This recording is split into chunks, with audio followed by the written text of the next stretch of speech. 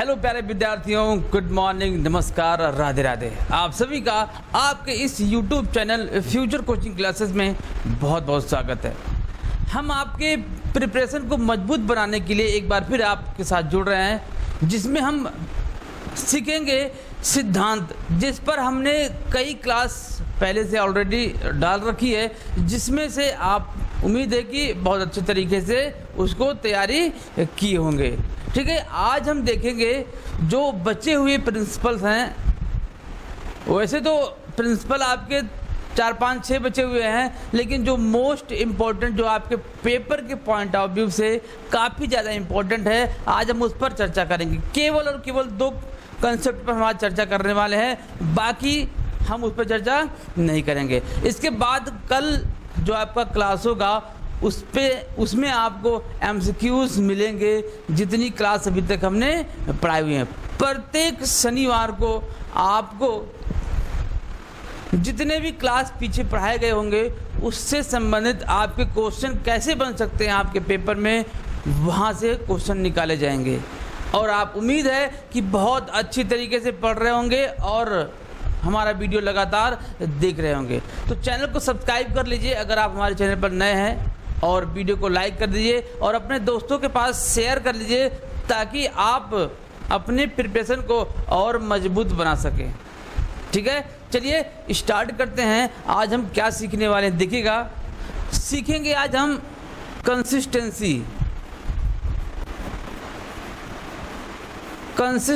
Principal हम सीखेंगे, जिसमें आपको बड़े प्यारे प्यारे क्वेश्चन देखने को मिलेंगे। ठीक है, देखिए, इसको हम कहते हैं नियमितता का सिद्धांत भी बोलते हैं।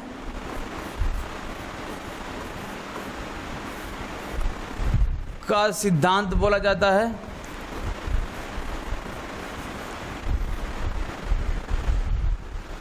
इसमें क्या होता है?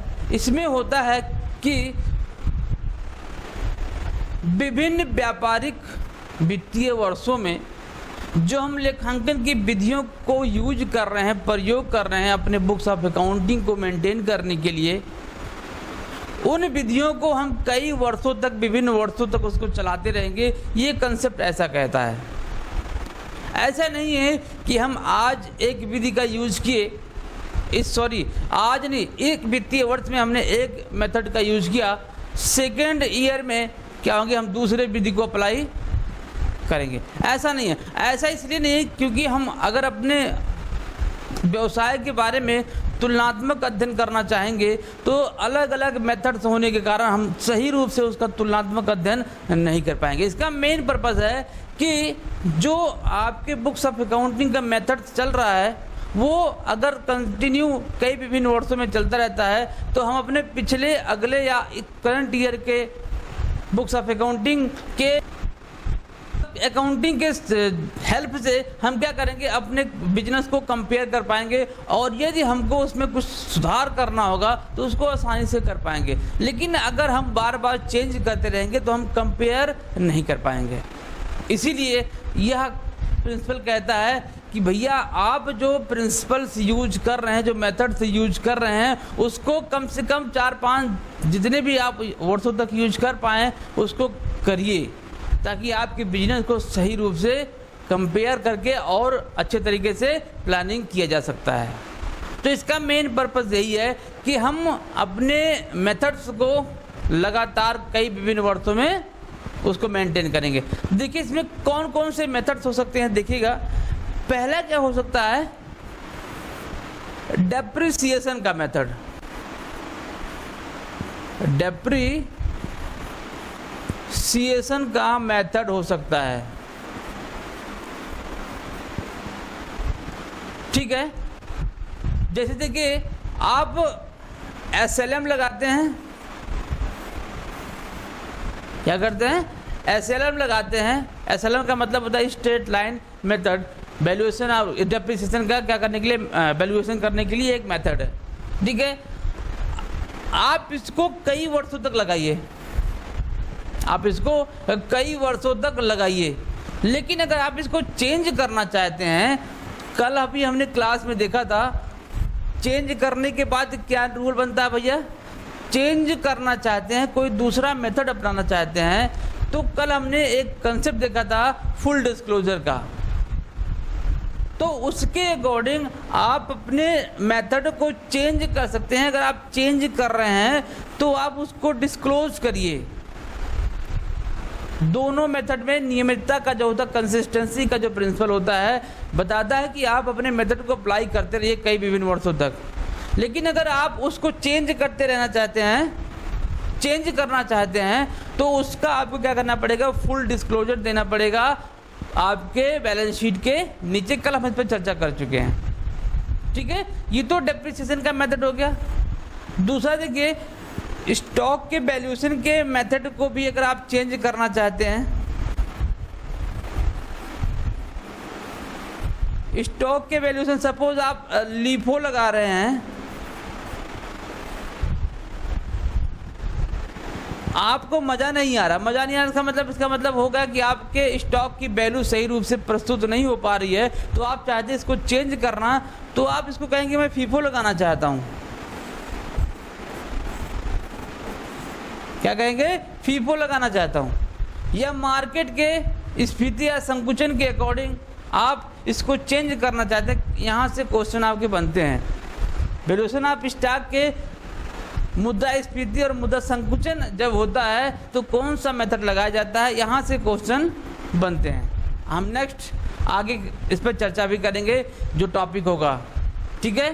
तो ये क्या हुआ, अगर आप चेंज करना चाहते हैं तो आपको फुल डिस्क्लोजर अकाउंटिंग प्रिंसिपल के अकॉर्डिंग उसको डिस्क्लोज करना होगा। लेकिन ये कंसिस्टेंसी बताता है कि भैया आप इसको कई वर्षों तक चलाते रहें, ठीक है। तो ये आपका ये कौन सा कंसेप्ट था, नियमितता, जिसे हम क्या बोलते हैं, कंसिस्टेंसी प्रिंसिपल बोलते हैं, ठीक है। बहुत ज़्यादा कुछ इसमें था नहीं, बस यही था कि अगर आप अपने मेथड को लगातार कंटिन्यू करते रहिए, ठीक है। चलिए आज का लास्ट और आपके अकाउंटिंग प्रिंसिपल और एजम्पशन का लास्ट टॉपिक, जिसका नाम क्या है, कंजर्वेटिज्म। Conservatism principal.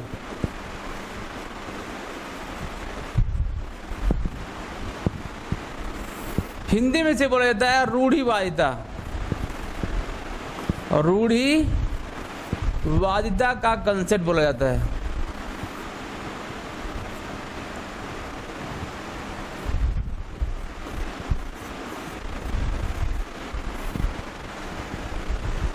ये क्या कहता है देखिएगा,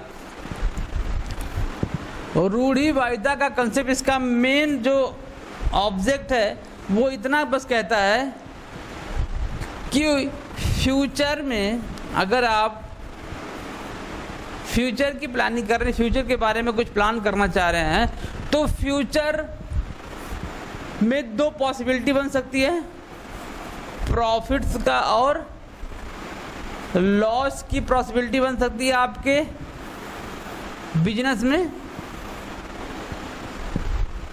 ऐसा हो सकता है जी, बिल्कुल दो पॉसिबिलिटी बनेंगी। हम उस पॉसिबिलिटी में से अगर हम किसी का प्लानिंग करना चाहेंगे, किसी के बारे में प्रोविजंस बनाना चाहेंगे, तो आप प्रॉफिट को इग्नोर कर देंगे, बस इतना कहता है। बात समझ में नहीं आई सर, कैसे देखिएगा, कहता है कि भविष्य में अगर आपको प्रॉफिट होने वाला होगा कहीं पर, तो उसके लिए कोई प्रोविज़न नहीं, प्रॉफिट हो जाएगा तो होने दीजिए, कोई दिक्कत नहीं। लेकिन अगर आपको लगता है कि भविष्य में आपको इस से संबंधित कोई हानि होने वाली है, तो क्या करेंगे, उसके लिए आप उसके लिए प्लान बना लेंगे। मतलब कि उसके लिए हम तैयार हो जाएंगे कि भविष्य में अगर इस संबंध में, इस टॉपिक पर कोई लॉस होने वाला है, तो उससे संबंधित हम पहले से तैयार बैठे हैं, ताकि हमको भविष्य में उससे संबंधित कोई प्रॉब्लम ना हो। बात समझ में आ गई। इसमें हो क्या सकता है देखिएगा, पहला टॉपिक, कैसे भविष्य में हानि और कैसे भविष्य में लाभ हो सकता है। सबसे पहले देखते हैं कि हम किसकी बात करेंगे, हम देनदार की बात करते हैं। देनदार से हमको भविष्य में पैसा मिलने वाला होता है। देनदार से दो टॉपिक बन सकता है, एक देनदार डूब सकते हैं, एक देनदार को हम छूट दे सकते हैं। बात समझे ना?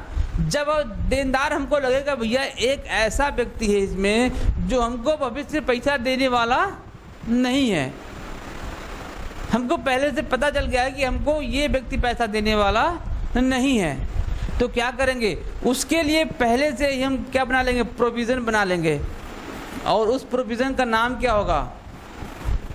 Provision for bad and doubtful debt.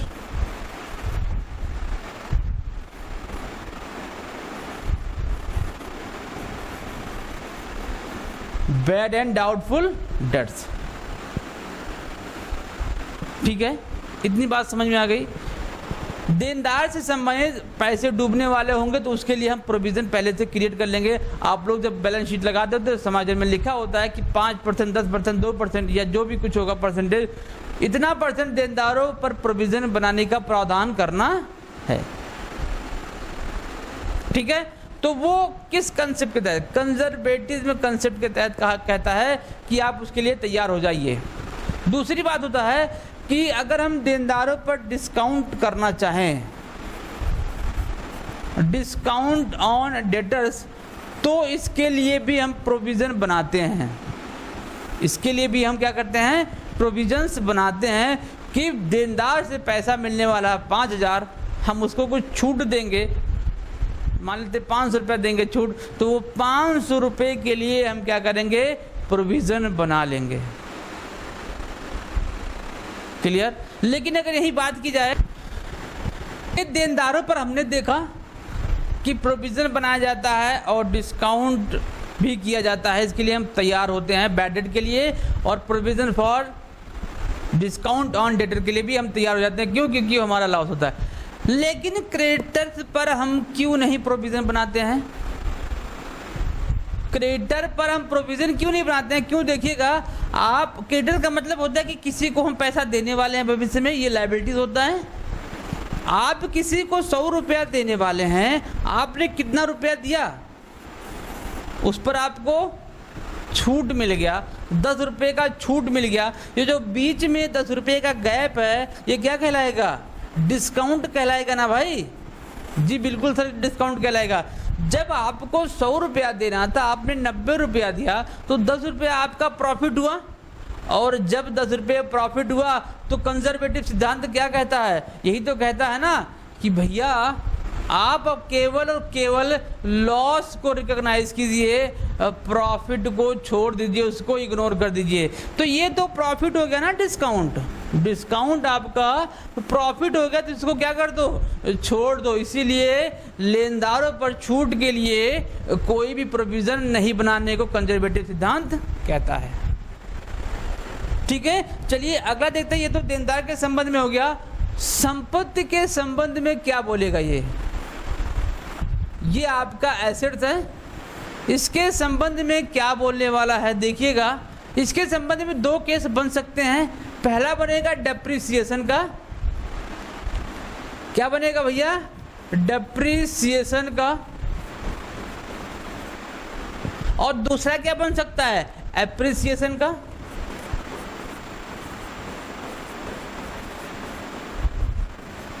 ये दो केस आपके बनेंगे। मतलब कि जब संपत्तियों के मूल्यों में या बाजार के मूल्यों में उच्चावचन होगा, उच्चावचन घटेगा या तो बढ़ेगा, घटेगा तो डेप्रिसिएशन, बढ़ेगा तो एप्रिसिएशन।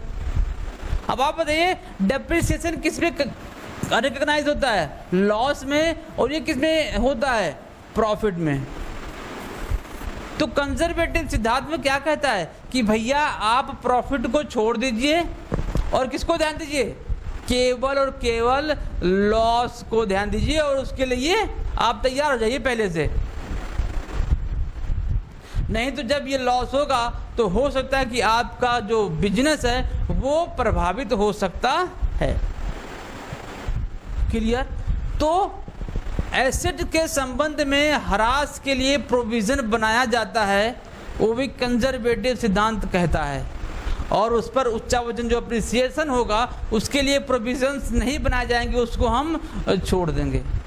तीसरा देखिएगा, एक और बन सकता है इन्वेस्टमेंट के संबंध में।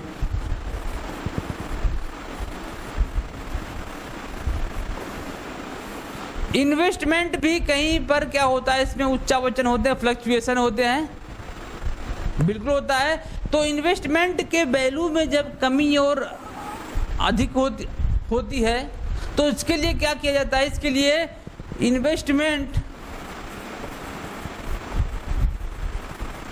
इन्वेस्टमेंट फ्लक्चुएशन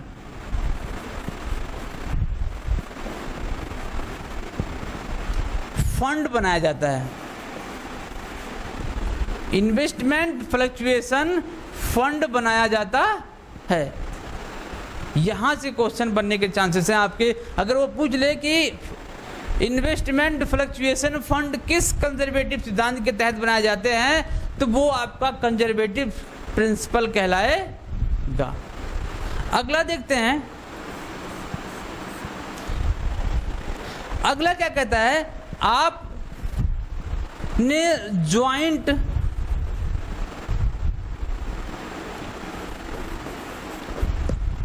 इंश्योरेंस पॉलिसी लिया है,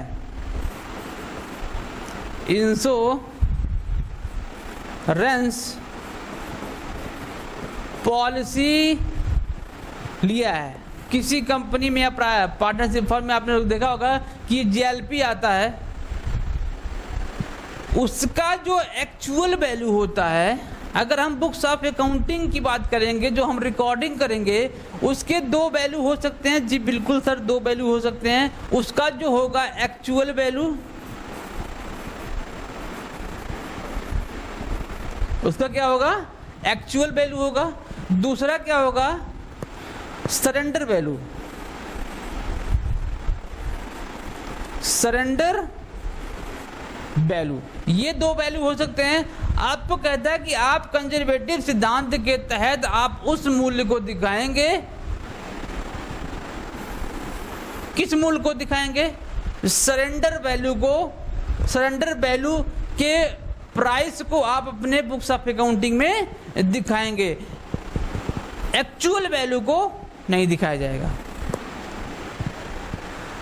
ठीक है, यहां से भी क्वेश्चन आपके बनने के चांसेस हैं। बड़ा ही प्यारा सा टॉपिक है और बड़ा ही इंपॉर्टेंट टॉपिक है ये आपके पेपर के पॉइंट ऑफ व्यू से। ठीक है, चलिए एक और देखते हैं, एक और क्या बन सकता है। सपोज आप क्या कर रहे हैं, कोई क्लेम किए हुए हैं और उसका क्या चल रहा हो, केस चल रहा हो, क्लेम हुआ हो, आप दावे के लिए कोई क्लेम किए और उसका केस चल रहा हो, और इसके लिए आप क्या करेंगे, आप चाहे जीत रहेंगे, आपको ऐसा लग रहा हो कि आप उस केस को जीत भी जाएंगे, लेकिन फिर भी आप उसके लिए क्या करेंगे, प्रोविजन बनाएंगे। आप जीतने वाले होंगे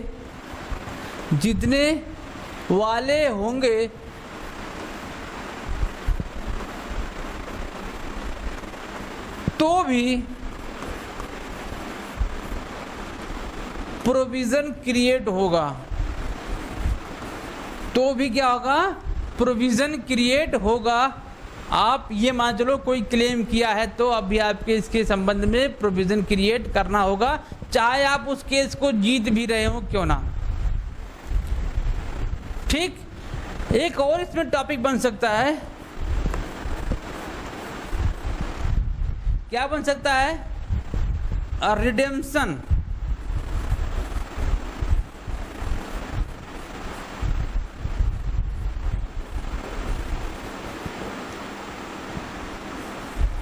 redemption of debenture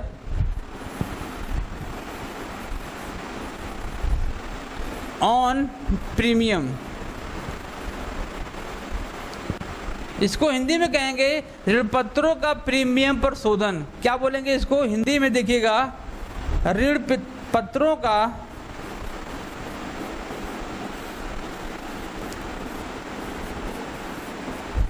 premium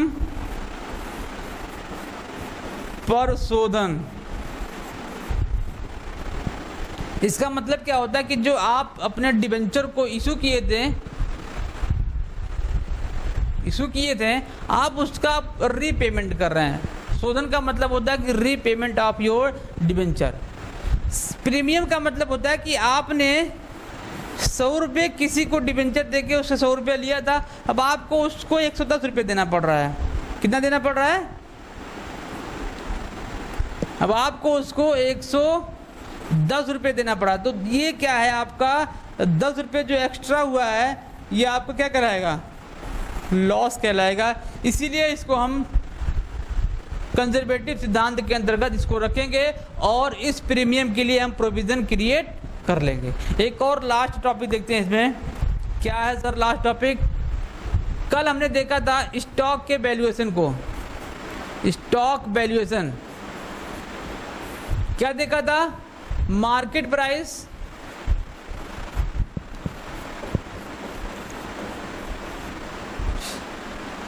and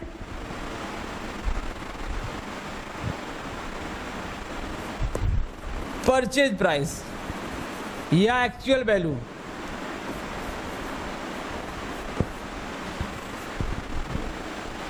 valuation में क्या होता था?